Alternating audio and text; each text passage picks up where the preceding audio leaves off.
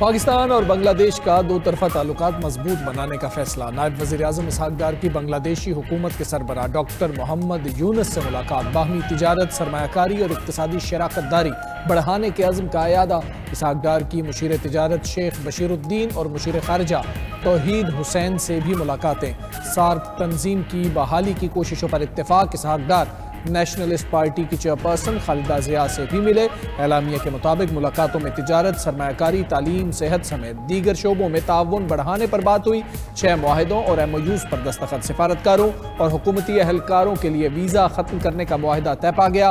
پاکستان نے بنگلہ دیشی طلباء کے لیے نالج کوریڈور کا اعلان کیا۔ 500 بنگلہ دیشی طلباء کو اسکالرشپس دی جائیں گی۔ پاکستان اور بنگلہ دیش کا فلسطینیوں پر مظالم کی مذمت۔ عالمی برادری سے غزہ میں مستقل جنگ بندی کرانے اور جنگی جرائم پر اسرائیل کو جواب دہ ٹھہرانے کا مطالبہ۔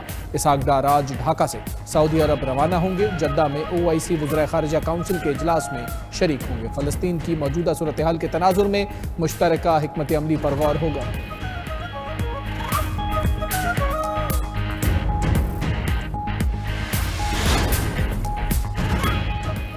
پاکستانی فوج قومی استحکام کا ستون اور پاک چین دوستی اور تعاون کی مضبوط محافظ ہے۔ چینی وزیر خارجہ وانگ ای کی فیلڈ مارشل عاصم منیر سے ملاقات پر چینی وزارت خارجہ کا بیان۔ وانگ ای نے کہا کہ پاک فوج نے ہمیشہ سیاسی قیادت کے درمیان طے پانے والے اتفاقی رائے پر عمل درآمد کی بھرپور حمایت کی۔ وقت کے کڑے امتحانات کے باوجود پاک چین تعلقات مزید مضبوط ہوئے ہیں۔ چین پاکستان کی علاقائی سالمیت اور قومی سلامتی کے تحفظ میں بھرپور تعاون جاری رکھے گا۔ ملاقات میں فیلڈ مارشل عاصم منیر نے کہا کہ چین پاکستان کا آخری دوست ہے۔ پاک چین اسٹریٹجک شراکت داری چٹان کی طرح مضبوط ہے۔ پاک فوج چین کے ساتھ انسداد دہشت گردی اور سیکیورٹی تعاون میں فروغ کے لیے کوشاں ہے۔ پاک چین دوستی کو مزید مستحکم بنانے کے لیے اقدامات اور ترقی کی راہ پر سفر جاری رکھا جائے گا۔ فیلڈ مارشل نے معاشی اور سماجی ترقی میں تعاون پر چین کی قیادت سے اظہار تشکر بھی کیا۔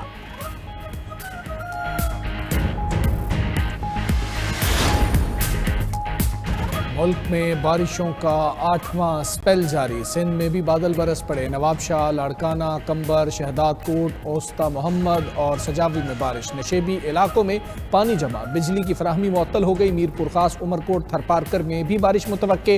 کراچی میں بھی بادل چھائے رہیں گے۔ پنجاب، خیبر پختونخوا اور آزاد کشمیر میں طوفانی بارش سے 24 گھنٹے میں 14 افراد جاں بحق، 62 زخمی ہو گئے۔ ڈیرہ اسماعیل خان میں تیز ہواؤں اور طوفانی بارش نے تباہی مچائی۔ 100 کلومیٹر کی رفتار سے ہوائیں چلنے سے بجلی کے کھمبے گر گئے، درخت جڑوں سے اکھڑ گئے۔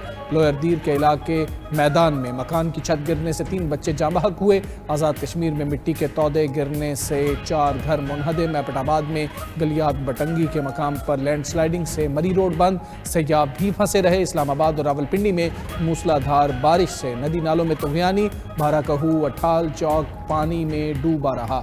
بھمبر، آزاد کشمیر جہلم میں موسلا دھار بارش سے برساتی نالے بھی بھر گئے۔ کئی آبادیاں زیر آب آ گئیں۔ بارشوں کا سلسلہ 30 اگست تک جاری رہے گا۔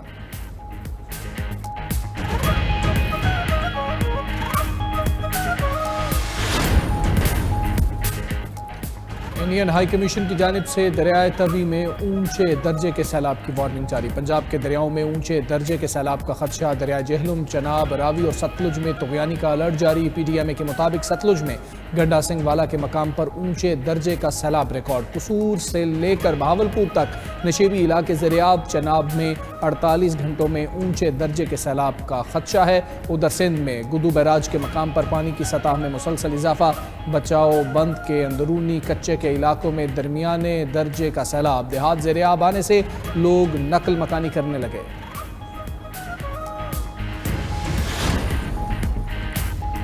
دہشت گرد اسرائیلی افواج کے غزہ پر حملوں میں تیزی۔ صبح سے اب تک مزید 60 افراد شہید، 300 زخمی ہو گئے۔ 20 نہتے افراد کو امداد کی تقسیم کے دوران شہید کیا گیا۔ غزہ کے شمالی اور مشرقی حصوں میں ٹینکس کی گولہ باری سے 40 فلسطینیوں نے جام شہادت نوش کیا۔ غزہ پر مکمل قبضے کے منصوبے پر بین الاقوامی تنقید بھی نیتن یاہو نے نظر انداز کر دی۔ صہیونی فوجی شدید بمباری کر کے عمارتوں کو تباہ کر رہی ہے۔ اسرائیلی فوج نے غزہ سے گرفتار 13 فلسطینیوں کو رہا کر دیا۔ رہائی پانے والوں نے جیلوں میں تشدد، بدسلوکی اور بھوکا رکھنے کی رودات سنائی۔ مغربی کنارے میں آبادکاروں کے حملے میں 2 فلسطینی زخمی۔ ادھر اسرائیلی فضائیہ کی یمن کے دارالحکومت صنعا پر بمباری، 2 افراد شہید، 35 زخمی۔ طیاروں نے آئل اسٹیشن اور پاور پلانٹ کو نشانہ بنایا۔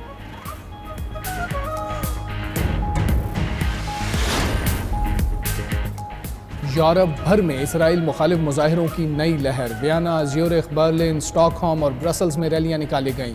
برسبین، سڈنی، میلبرن سمیت آسٹریلیا کے 40 سے زائد شہروں میں فلسطین کے حق میں مظاہرے، لاکھوں افراد سڑکوں پر نکل آئے۔ فلسطینیوں کی نسل کشی روکنے اور جبری قحط ختم کرنے کا مطالبہ، حکومت سے اسرائیل پر پابندیاں لگانے اور اسلحہ نہ دینے کی اپیل کی۔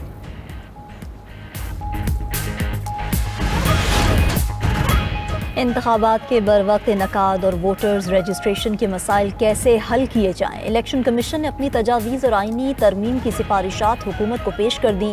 شناختی کارڈ سے لے کر حلقہ بندیوں تک تبدیلیاں شامل۔ 92 نیوز کا پروگرام خبر کیا ہے سارا معاملہ سامنے لے آیا۔ ملتان میں شعبہ انفراسٹرکچر میں گھپلے، غیر معیاری مٹیریل کے استعمال سے خزانے کو کروڑوں روپے کا نقصان، بوگس بل بھی کلیئر کروا لیے گئے۔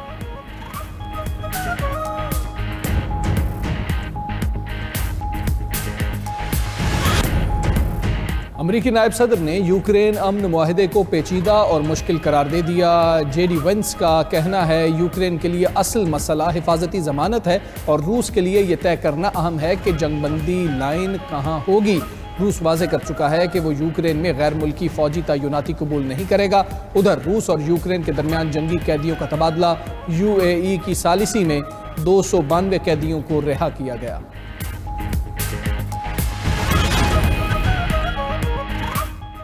یمن کے دارالحکومت صنعا پر اسرائیل کے متعدد حملے، اسرائیلی حملوں میں 2 یمنی شہید اور 35 زخمی ہو گئے۔ صہیونی فورسز کی جانب سے 30 سے زائد بم گرائے گئے۔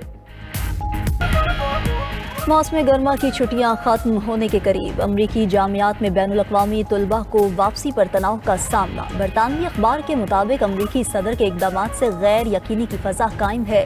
یونیورسٹی آف یوٹاہ نے بلیک اسٹوڈنٹ یونین کا فنڈ اور جگہ ختم کر دی۔ ریاست انڈیانا میں 400 سے زائد تعلیمی پروگرام ختم یا ضم کر دیے گئے۔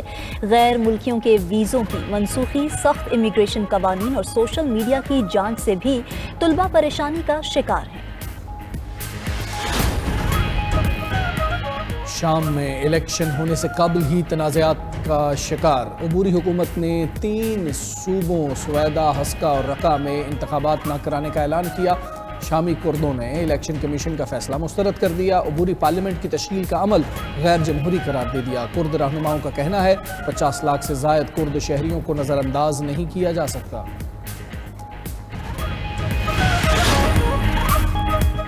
ویتنام کے وسطی صوبوں میں خطرناک سمندری طوفان کا الرٹ، 5,86,000 افراد کو انخلاء کا حکم، پروازیں منسوخ، کشتیاں ساحل پر روک دی گئیں۔